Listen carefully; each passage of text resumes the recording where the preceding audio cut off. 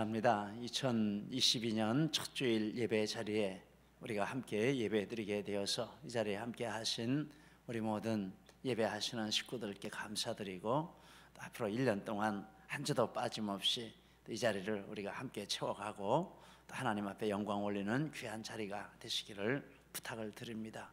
여러분께 감사드리고 또 새로운 한 해와 새로운 첫 주일을 허락해 주신 우리 하나님께 진심으로 영광을 올려드립니다. 우리 하나님 앞에 영광의 박수로 올려드리겠습니다.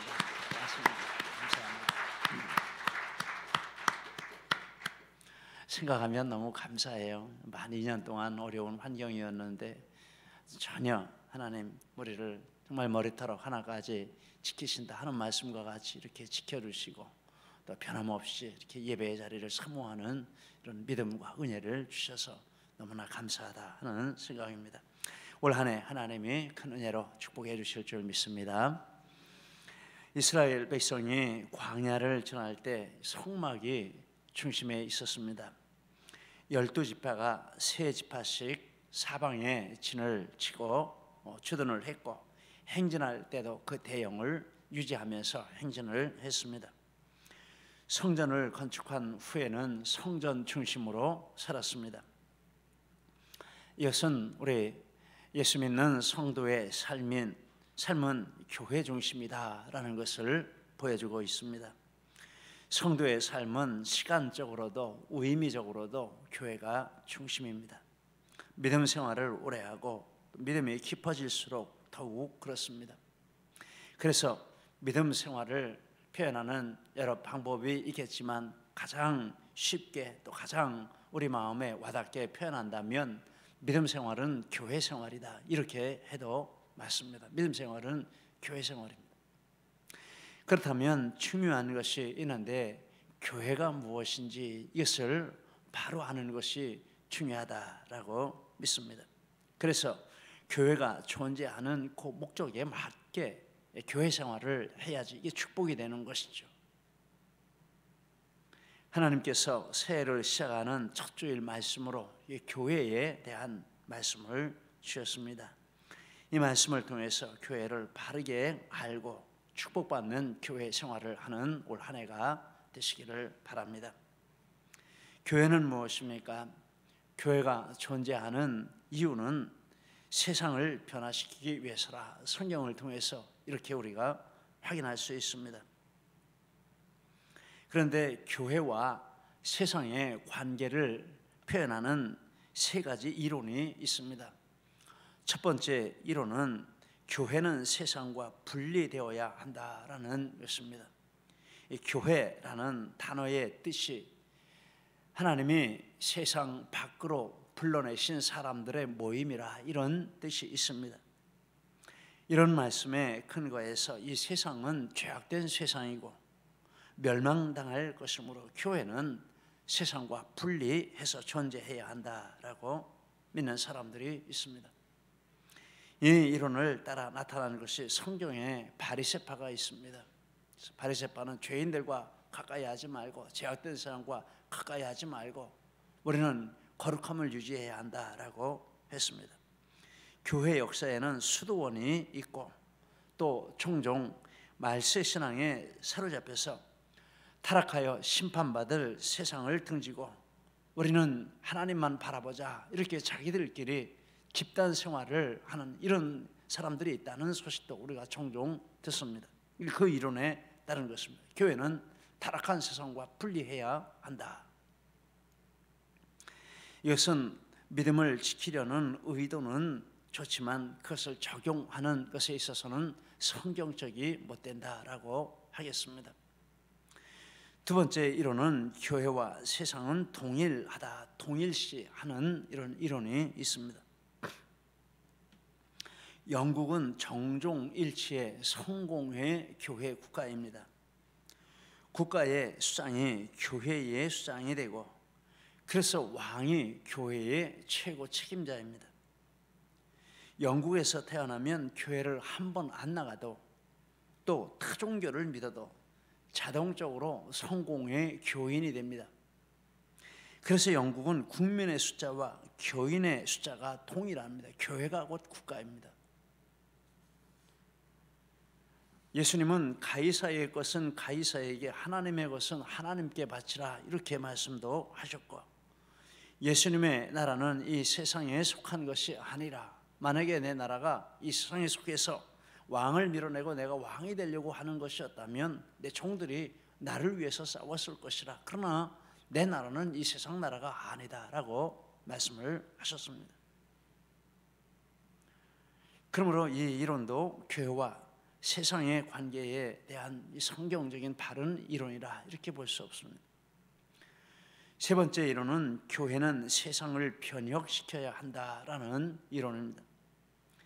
교회는 세상으로부터 부르심을 받았지만 그것은 분리를 위한 부르심이 아니라 공간적인 분리, 세상 사람들과의 분리를 위한 부르심이 아니고 다시 세상으로 보내심을 받기 위한 부르심이라는 것입니다. 그래서 교회는 세상으로 들어가 세상 속에 존재하지만 세상을 닮아가기 위해서가 아니라 세상을 변화시키고 변혁시키기 위해서 존재한다라는 것입니다. 예수님이 제 아들을 부르셨지만 품고 계시지 않고 사도라는 이름을 주셔서 다시 세상 속으로 보내신 이유가 바로 그것입니다. 세상을 변혁시켜야 하는 이유는 세상이 죄로 타락하여 하나님이 세상을 창조하신 목적에서 어긋났고 또 사망과 멸망을 향해 가고 있기 때문이라는 것입니다. 그러므로 분리도 동일시도 아니고 변형만이 세상을 근본적으로 새롭게 하고 영혼들을 구원할 수 있는 방법이라는 말씀입니다. 하나님께서 이 일을 이루시고자 교회를 세우시는 것입니다. 그리고 교회는 오순절 성령 강림 이후로 오늘까지 이 사명을 충성스럽게 감당해 왔습니다.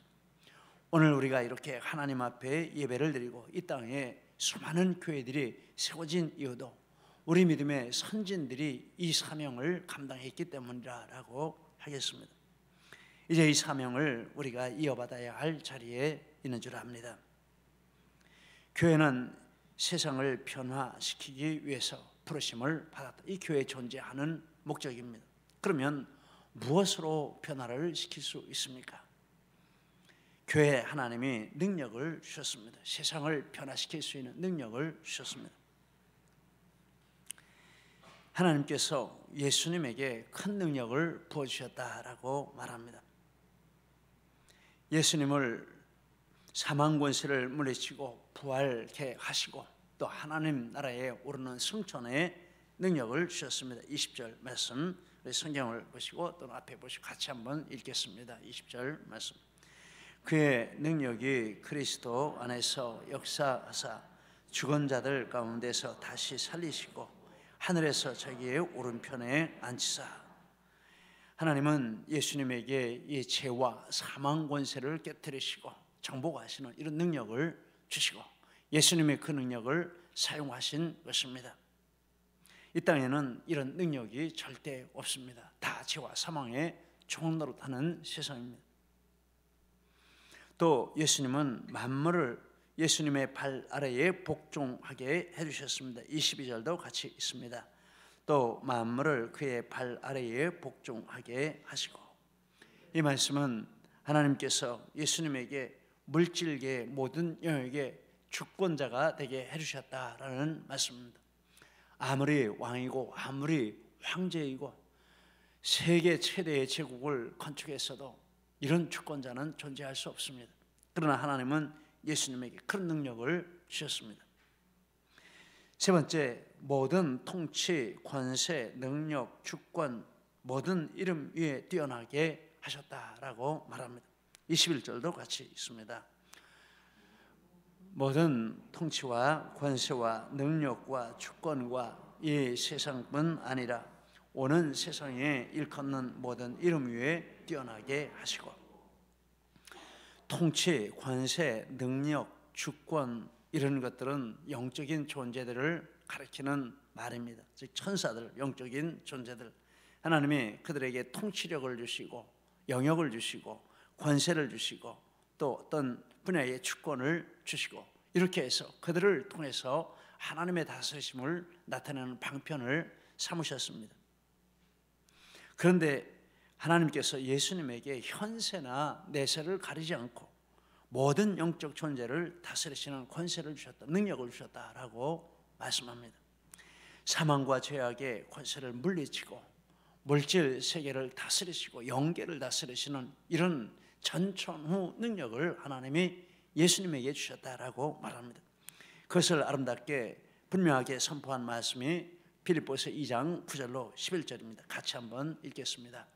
하나님이 그를 지극히 높여 모든 이름 위에 뛰어난 이름을 주사 하늘에 있는 자들과 땅에 있는 자들과 땅 아래에 있는 자들로 모든 무릎을 예수의 이름에 꿇게 하시고 모든 입으로 예수 그리스도를 주라 시인하여 하나님 아버지께 영광을 돌리게 하셨느니라.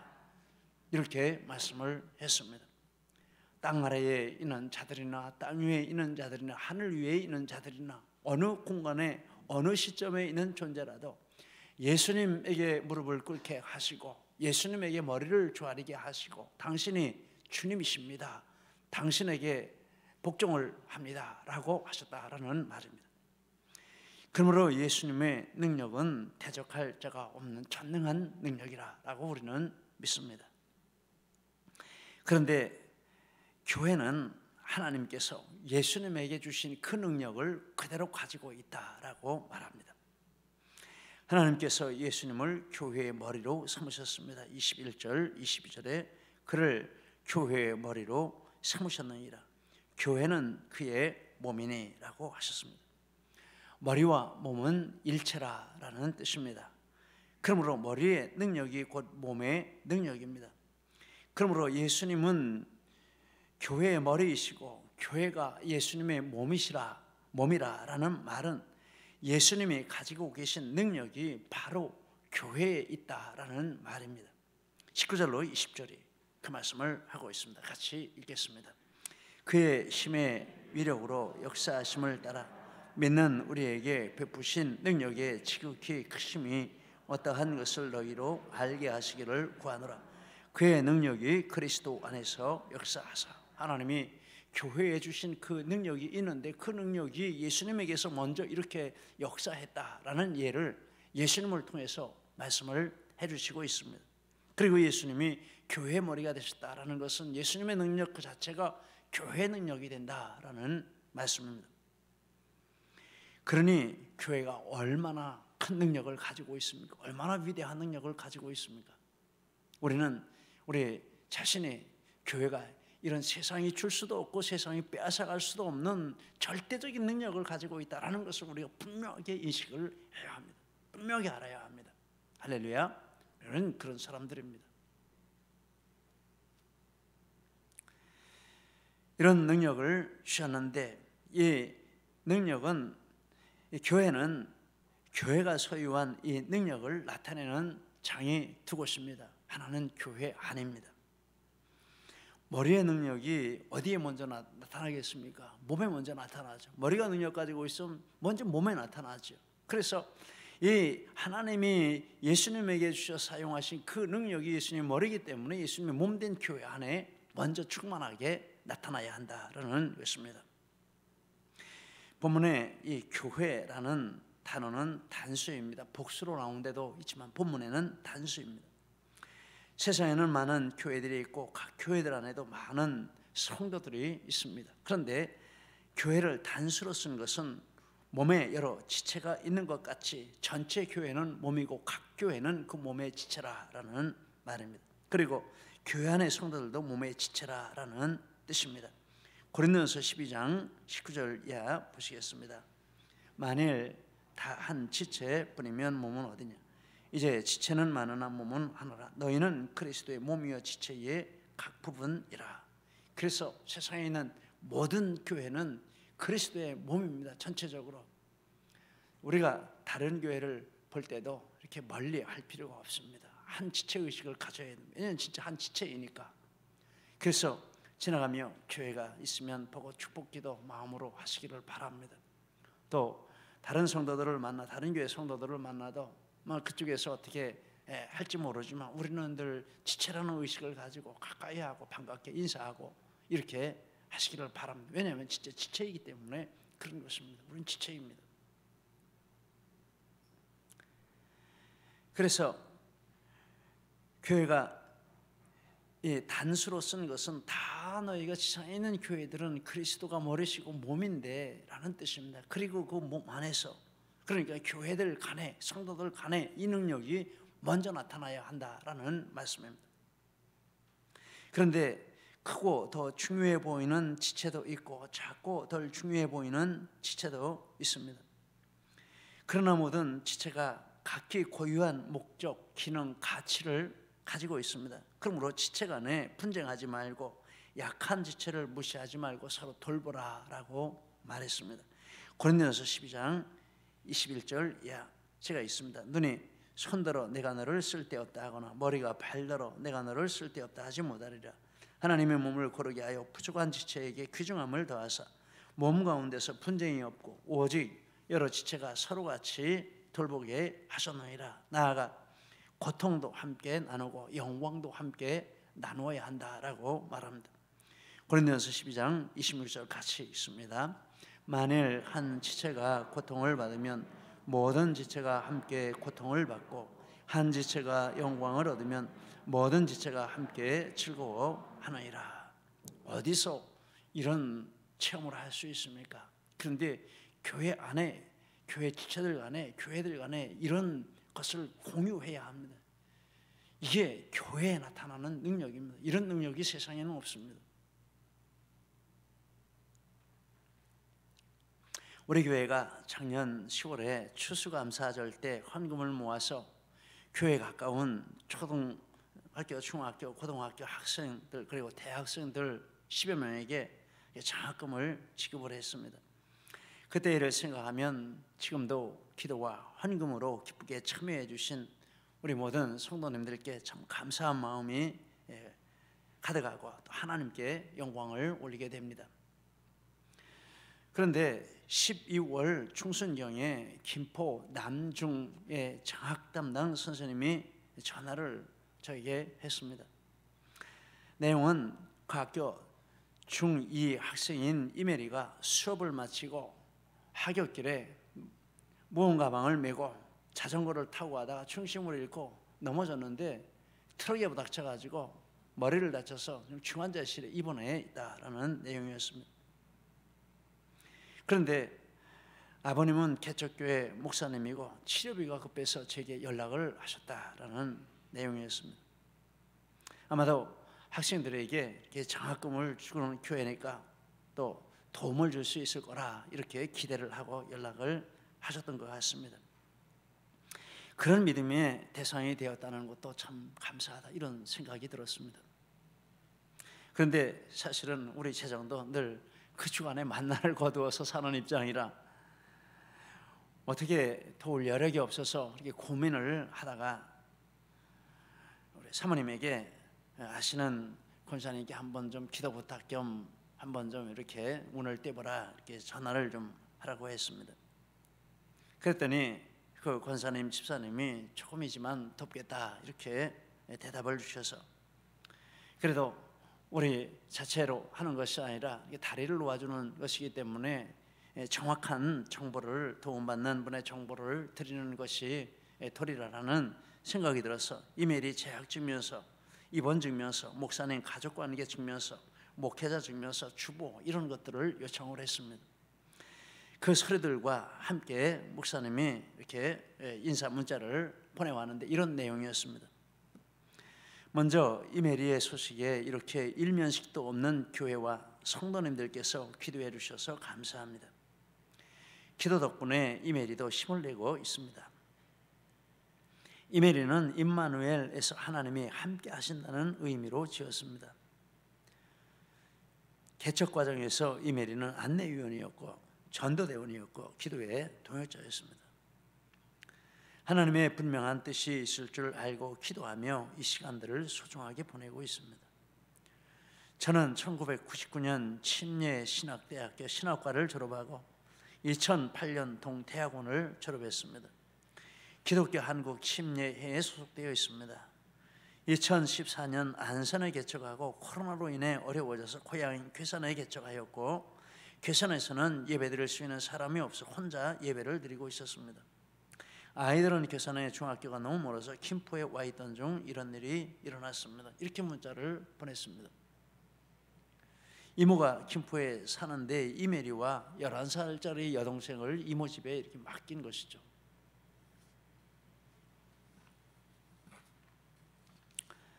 그래서 그제 금요일 날 목사님을 만나서 돈을 준비한 경과를 말씀드리고, 권사님, 집사님이 보내주신 300만 원을 송금을 해드렸습니다. 그리고 권사님 남편 집사님께 이번에는 제가 그래도 인사를 해야 되기 때문에 전화를 드려서 이런 말씀을 드렸습니다. 목사님이 이렇게 주민등록 가족관계 증명서를 보니까 80년생이더라고요. 그럼 지금 42세 됐습니까? 그래서 목사님이 이제 40대 초반이신데 집사님과 권사님께서 베푸신 사랑이 앞으로 목사님 사역에 두고두고 큰 힘이 될 줄 믿습니다. 진심으로 제가 그렇게 믿고 또 그렇게 문자를 보내드렸습니다. 이것이 무엇입니까? 바로 이것이 예수님의 능력이 교회 안에서 나타나는 방법이라고 믿습니다. 그리고 교회가 이런 능력을 사용할 때 세상의 어떤 존재도 교회를 이길 수 없다라고 믿습니다. 교회 안에 이런 능력이 나타날 때 세상은 교회를 두려워하게 될 것입니다. 또 존경하게 될 것입니다. 우리는 이런 교회를 추구합니다. 교회는 또한 이 능력으로 만물을 충만하게 하는 일을 이루어야 한다라고 말합니다. 머리의 뜻을 실천하는 기관이 몸이죠. 예수님이 머리고 교회는 머리라 했습니다. 그러므로 교회는 머리 대신 예수님의 뜻을 실천하는 몸의 역할을 감당해야 하는데, 그것은 만물을 충만하게 하는 것이라. 23절 말씀입니다. 교회는 그의 몸이니 만물 안에서 만물을 충만하게 하시는 이의 충만함이니라. 머리 대신 예수님의 뜻은 만물을 충만케 하시는 것인데, 교회가 그 사명을 가지고 있다라고 말합니다. 교회 안으로는 이렇게 서로 사랑하고 하나가 되는 이것으로 하나님의 능력을 사용하고, 교회 밖으로는 만물을 충만하게 하는 이런 활동으로 하나님의 능력을 사용하라라고 말하는 것입니다. 만물을 충만하게, 무엇으로 만물을 충만하게 합니까? 교회가 세상에 어떤 권세를 줄 수 있습니까? 무슨 대통령 자리를 줄 수 있습니까? 교회 와서 인사도 하고 합니다만, 그것과 별개로 교회는 그분들에게 그런 것을 제공할 수 없습니다. 무슨 높은 자리를 주거나 무슨 부여를 주거나 이 교회가 할 수 있는 게 아닙니다. 그런데 교회가 세상을 충만하게 할 수 있는 내용이 있는데, 그것은 바로 복음이라는 것입니다. 교회를 세상에 복음을 선포하여 죄인들을 구원하고 그들 안에 그리스도의 임재를 충만하게 하시는 도구로 예수님이 부르셨다라는 것입니다. 그 몸으로 사용하기를 원하신다라는 말씀입니다. 그리고 교회에 이미 그 능력을 주신 것입니다. 교회가 할 일은 그것을 믿고 나가서 복음을 전파하는 것이고, 그렇게 할 때 이 충만한 능력이 그 활동을 통해서 나타나게 된다라고 말합니다. 마가복음 16장 15절로 20절 말씀 우리 한번 같이 읽겠습니다. 너희는 온 천하에 다니며 만민에게 복음을 전파하라. 믿고 세례를 받는 사람은 구원을 얻을 것이요 믿지 않는 사람은 정죄를 받으리라. 믿는 자들에게는 이런 표적이 따르니 곧 그들이 내 이름으로 귀신을 쫓아내며 새 방언을 말하며 뱀을 집어 올리며 무슨 독을 마실지라도 해를 받지 아니하며 병든 사람에게 손을 얹은 즉 나으리라 하시더라. 주 예수께서 말씀을 마치신 후에 하늘로 올려지사 하나님 우편에 앉으시니라. 제자들이 나가서 두루 전파할세 주께서 함께 역사하사 그 따르는 표적으로 말씀을 확실히 증언하시니라.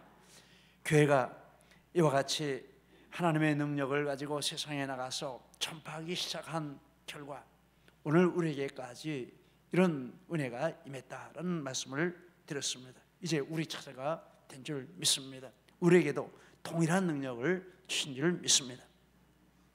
사망 권세를 이기고 부활하시고 하늘에 오르셔서 만물을 통치하시는 예수님의 능력으로 우리에게 충만하게 해주셨습니다. 그러므로 우리는 교회 안에서 또 교회 밖에서 이 능력을 사용하여 모든 일에 하나님께 영광을 올려드리는 2022년이 되시기를 예수님 이름으로 축복합니다. 기도하시겠습니다. 우리 말씀 붙들고 함께 기도하시겠습니다. 교회가 무엇입니까? 교회는 예수님의 몸입니다. 예수님의 능력이 충만하게 임하는 곳이 교회입니다. 예수님의 기뻐하시는 뜻을 실천하는 기관이 교회입니다.